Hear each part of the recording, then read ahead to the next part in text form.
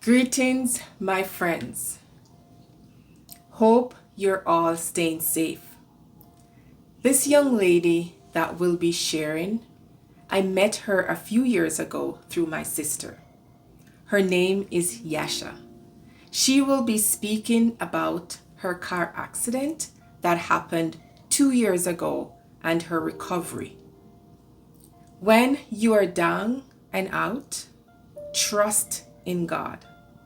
Lean on the solid rock. Lift your faith to Jesus, and He will see you through. Yasha had to let go and allow God to take over. She had to learn to lean and depend on God and others. I trust that you will be encouraged by her story. God bless you, and this is your season for greatness. Hello everyone, my name is Yasha Riley and I am here to tell you about my car accident. About 2 years ago, matter of fact, on January 26th of 2020, I had a car accident. Very, very traumatic experience, I would say. I was heading to an event and boom, I just heard a sound and that was it. But let me just take you back just a little bit before the accident. Maybe about a month before the accident, I asked God for a break. I said, Lord, I'm tired. I'm mentally, I'm physically, I'm just tired. I'm drained. I need a break. I kept working, and and mom life, that was it. That was what was going on with me. And I asked God and I'm like, Lord, I need a break. Little did I know that God had something in store for me that I was not prepared for. So the night of the accident, the only thing I could remember was my son crying, and I guess he was just frightened by the hit. The driver, which is my friend, he wasn't hurt. I think he had a knee injury, and my son, he was helping my son because he wasn't hurt, thank God. But I remember hearing him say, "Are you okay? Can you move towards me?" Now, I had no idea what was going on, but I could not move. I could talk, but I could not move. And I remember saying, "I can hear you, I can't move." And maybe about 5 minutes, less than that, the ambulance showed up. Same conversation. "Can you move, ma'am? Can you move? Can you hear me? I can hear you, sir, but unfortunately I can't move." So in that moment, I realized I was pretty much paralyzed. I prayed a very simple prayer, I would say. I prayed, I'm like, "Lord, I am your child. Please take control." That's all I prayed. And when I prayed that prayer, I felt like a weight lifted off of me. Like, no worries, don't fret, now depend on me, is what God was literally whispering to me. Like, I got you, which is exactly what He did. Now, I went to the hospital. I had a broken neck. I had a spinal injury. I injured my C5 and C7 nerve. I wasn't able to use my arms, and I wasn't able to move my right leg. Now, in the waiting area of the emergency room, they were taking a few people in just to see me before I went into surgery because they had to act fast. Everyone came in who wasn't crying, was very sad, because the doctors told them, hey, she's going to be paralyzed. Unfortunately, based on her injury, she's going to be paralyzed from the neck down. Now, I wasn't worried about them doctors and what they had to say. Honestly, I know in that moment that God was talking to me. I had that one-on-one with him, like, you're gonna be okay. So there's nothing, even though they kept on saying, ma'am, you're not able to move, So they had like a short visitation time where everybody came in, and, I got to see my son and so on. The following days, I spent about 3 days or 4 days in the hospital, and then straight from the hospital to the rehab. I spent some time in the trauma unit because, of course, I wasn't able to move. I wasn't able to do anything for myself.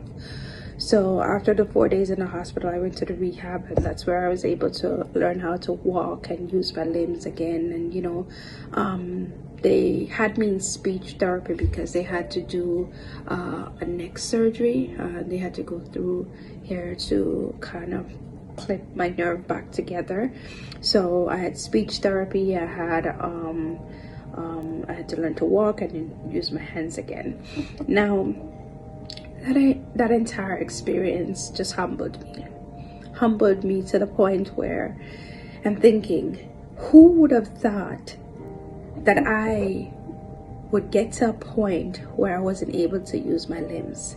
Now, I don't know about you, but I've never imagined that. I've never imagined not being able. It's pretty much you're helpless. You're not able to use your hand. You're not able to use your leg. Not able to walk. You're just laying there on a bed or being helped around. I learned a lot from this experience. One, my faith in God. I realized I had faith. I still have faith now. In that moment, the Bible, I believe in Matthew 17, it says, if you have faith like a mustard seed, you can move mountains. Now I didn't know I had so much faith. And I personally don't think I knew how much that experience was a traumatic experience. Because I wasn't acting as if it was that bad. Now, everyone around me was like, are you okay? They were supposed to be, because it was that bad. I was laying on a bed, unable to move. Now, because I know the God I serve, I wasn't worried. I remember my brother came in the room and he said, sis, are you going to be okay? I said, yes, I will be okay. Because I felt it. I felt like God said or spoke to me, and he said, you're going to be fine. Just what you asked me to do, to take control, I am taking control. Now, maybe I didn't believe what I was praying, but God did just that. And that's all I needed. So for the next couple of weeks and months, I was humbled, very humbled, so much so that there was this one particular thing that happened that, humility. I'm a proud person. I am very strong, very independent, and I do everything on my own. And I own that, because for years I've been that person. Now here I am, not able to walk, use my hands, work. So I remember my manager reached out to me at the time, and she said, Yash, we want to send you something. We want to help you with this along the process, because you're going to be out of work based on the extent of the injury. You're going to be out of work for a period of time. And I'm like, boss, honestly, I don't know, but I mean, she's like, yes, we want to, the whole team is here rooting for you, so set up a GoFundMe. And I'm like, I thought about it for days. I prayed about it, and I'm like, Lord, I don't know about this, because I don't feel comfortable taking stuff from anyone. Now, she pushed, and I ended up doing that. And I was happy I did. Because what I learned from that entire thing is that I have a village. I have a village of people who had my back regardless of my situation. Even down to my boss's boss. Like, it was so, I was so amazed by the amount of people I don't even know contributed to the funds, because I wasn't able to work for 6 months. 6 months I was out of work for. If it was left up to me alone, I wouldn't do it, because that's who I am. That's who I've known myself to be. But what I've learned is, depend on your village. God knows what's best for you. Sometimes we in our situation, we're proud, we don't want to, and we refuse people. But honestly, I'm happy I did. I've gained a lot of people who, like, they were so impressed to just assist, because guess what, that was the only way they could. Now there was another set of people who, they were physically there to shower me, to brush my teeth, to feed me, to bring my personal dinner. Now,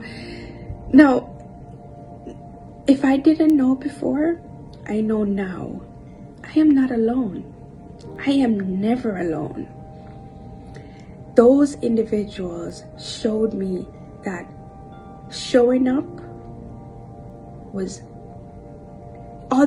that's all I needed them to do. I wasn't worried about anything while laying there on that hospital bed, on that rehab bed. I wasn't worried about my son. I wasn't worried about the bills being paid, because, like I said, I had a God who had it under control. So here's a lesson that I've learned. Here's what I've learned in that time. Trust in the Lord. With everything you have, trust in the Lord. It says trust in Proverbs, it says trust in the Lord with all thine heart, and lean not to thine own understanding. With all thy ways acknowledge him, and he shall direct thy path. Now, today, I am able to use my hands. I am able to walk. I am able to run with my son. Now, I don't know about you, but that is enough praise. That is enough for me to give thanks about. With everything you have, trust in the Lord.